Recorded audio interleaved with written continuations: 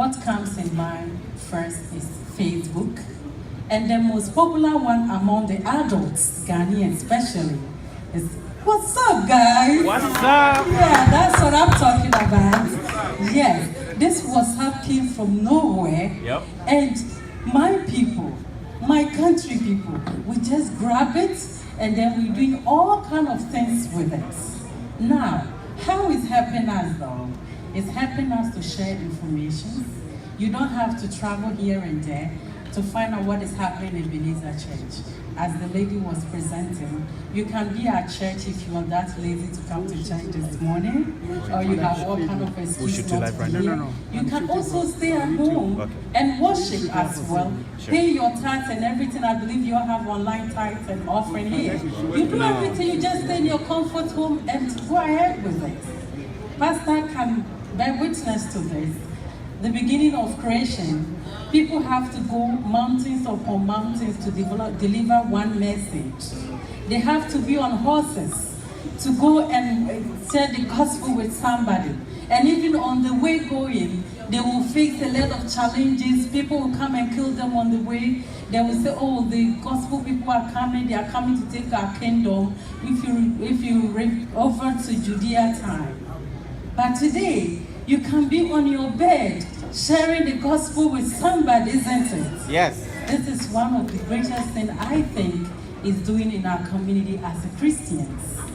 And as well, people and the diaspora is on the thing. As people of the diaspora, who are the diasporans? We are from Ghana and other people, Nigeria, what have you. We are all in the diaspora. So how is benefiting us? Those days, somebody have to send a letter and wait for 1 year to get a reply. And then even that is the person got it, right? Let's say your people live in Asiapabua. Your car doesn't go there. How are they going to get it? They'll say, oh, somebody went to Abuja, never came back, I've never heard from that person. Right. But today, the world is this close. The social media brought all of us together and have made this world a global village. Now,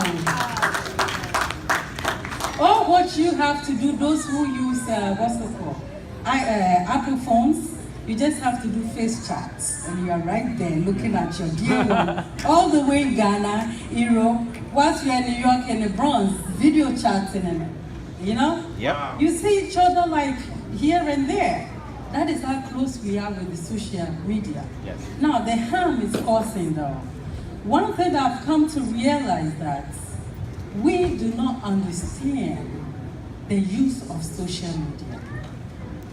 Now, when you take a picture, a video, you send a message or whatever out there, you are in your own state of mind, thinking that that friend, you want him or she to see. Oh, when they see this thing on Facebook, they're going to see, yeah. But mind you, the moment you release it out there, it's for the rest of the world. Yeah. You are the people who created this thing, business. The more you are on it, the more they make money. That is why Facebook became billionaire, because of the population that follows it. Wow. So, when you release something out there and you let it go, everybody have access to it. Somebody in Afghanistan, whatever. They can secretly go into your account and review everything that you've been doing. A friend of mine went to interview in Ghana, American embassy for visa. And the visa, in the application, he stated that he's not married, what have you. Not knowing on Facebook, he got married, wedding, everything is there. So he got to the embassy and they were interviewing, saying everything, you know, touring around. And they're like, okay, so who is so and so? Then it was like, he said, well, your social media that represents you as your identity. Saying to the rest of the world that you've got married at this time and so, and this is the picture. And here you are with the paper telling me that you are not married. Who are you? We don't trust double identity. Nope. Go and check your information and come back. Simple as that. So these are some of the things that is causing us. We have to be very mindful for what we are sharing in the public domain. Yes. This is what is representing you, and it's representing you everywhere you go. Before I sit down, I went to the interview at a public health laboratory. So when I got there, the assistant commissioner saw me, was like, oh my God, Missy, you are very busy in your community. The moment she said that, I knew where she's coming from. I knew she had Googled me. She has searched for me. She wanted to know who she's coming to meet. She wanted to know who I am and how to welcome me and how to be open to me. So this world, I found in a way that you willingly pulling your information out there without paying a penny for them to find about you, for them to find whatever they need about you without even me knowing about it. So we should be very mindful that interacting with this thing means your privacy is not protected and is out there. Before you even sign out, they will let you know that this are the things comes with it. Something go out there is for the rest of the world. I could take it and do whatever I want with it. That is all media we do. Like I'll come to this church and then I'll look at certain things that is funny. I'll take a video secretly before it is out there. Media will pick it and then it will become a blue. It could be good for good or for bad. So we should be mindful of the way we use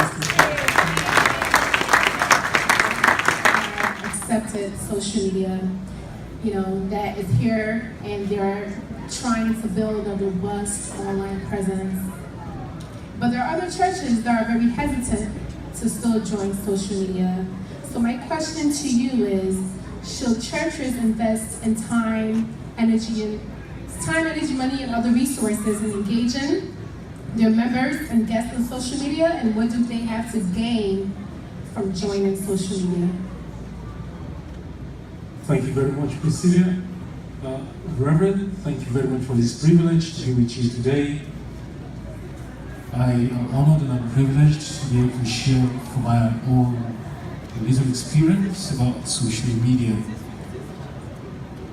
My direct answer to that question is yes.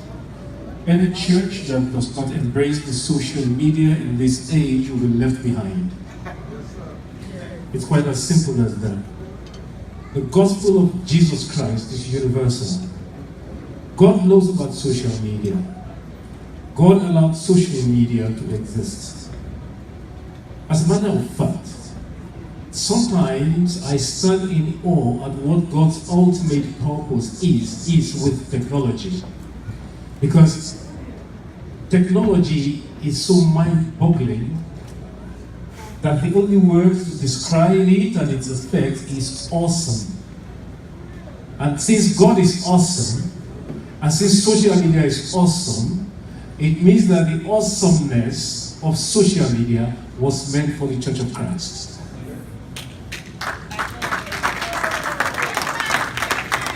The truth of the matter is, the body of Christ itself is invaded with so much of a plethora of information these days that whatever benefits can be garnered from social media, it's imperative that the children of God garner such advantages. But then again, since we know that there are disadvantages to social media, and since Christianity is a science of living, it also behoves on Christians to adopt the right attitude to what is unwholesome about social media. It's a very simple equation, really. Yeah. So, my question, there's a second question which I'd like to answer very well. So, I'll just be very brief about this. The church needs social media. Thank you. Thank you, Dr. Bernard. Now back to you, Ms. Imo. You host a weekly radio program called Love and Relationship Show, or Doc and Como. So let's talk about love for a second, amen? Amen.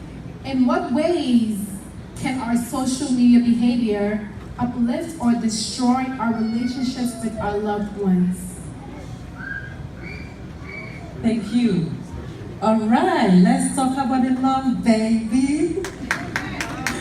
All right, I really get comfortable with this one. It's like very personal to me because I chose to talk about love and relationship called Odon Komo because we having so many issues when it comes to African love affairs, African love matters.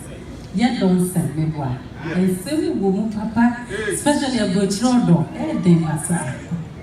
So what would I like to say about social media, how it's helping and affecting our relationship? Now, it's helping us to communicate with our loved ones very well.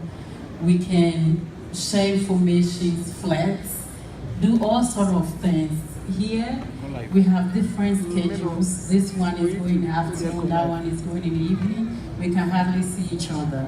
So constant communication via social media, not by calling alone, text messages, not in a harsh way, but in a love way. Find something very interesting, share with your loved ones.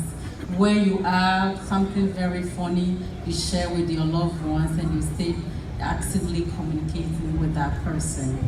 On the other hand, how it can hurt us in our relationship means this thing have exposed us a lot, right? Google is doing a great job about that. All the phones that we are using have Google. Before you register the phone, you have to register it with Google. And the secret thing I'm telling all of you here today is that if you are my man and I have your Google account, I could just plug it on my phone, or all I have to do is sit in my room and you're going to tell me you're going to that meeting. And then you'll be taking pictures with your phones, and then I'll be sitting in my house and looking at everything. Yes, simple as that. Yes, simple as that. And then you come home and I'll question you. Where did you go? Oh, the meeting was too long. By then I know where exactly you came from. This thing has brought a lot of divorce, especially among the Westerns. I know on our side we are not familiar with that. It don't have to be your phone, even in your computer. Whatever I do with my phone here right now, it will go direct to my Google and my computer. As soon as I open it, all the pictures will be there waiting for me.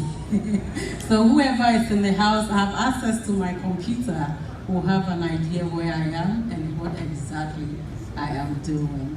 So we have to be very careful with that. Thank you very much.